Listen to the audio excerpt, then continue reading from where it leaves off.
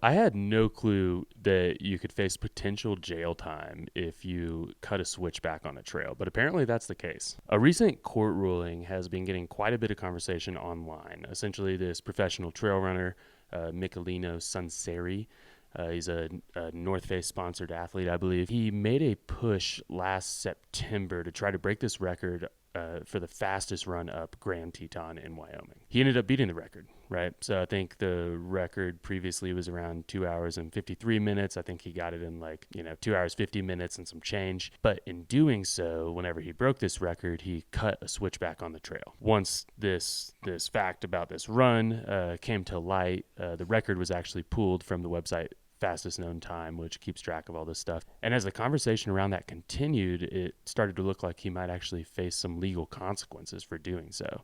Apparently, there's a federal code in the books that basically says you're not allowed to leave a trail and go off trail to access another portion of that trail or to access another trail in areas where that is prohibited. If you end up breaking it, it can actually be charged as a misdemeanor. I think it's like 6 months in jail and up to like $5,000 in fines as potential penalties. About a year after that initial incident, he was found guilty of breaking this rule.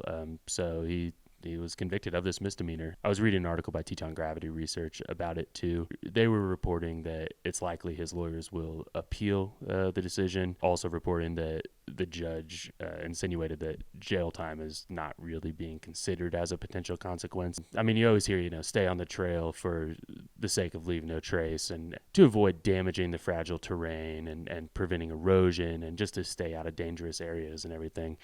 But I had no clue that it was actually like a criminal charge. I figured maybe there's like a fine attached to it. I always go into the hikes with a leave no trace mentality, but I didn't know crossing over like a switchback would result in that if I got caught. That's kind of a interesting predicament the guy's in. I think one reason why the National Park Service took this so seriously also is because he is a notable runner. He's an influential person in that community.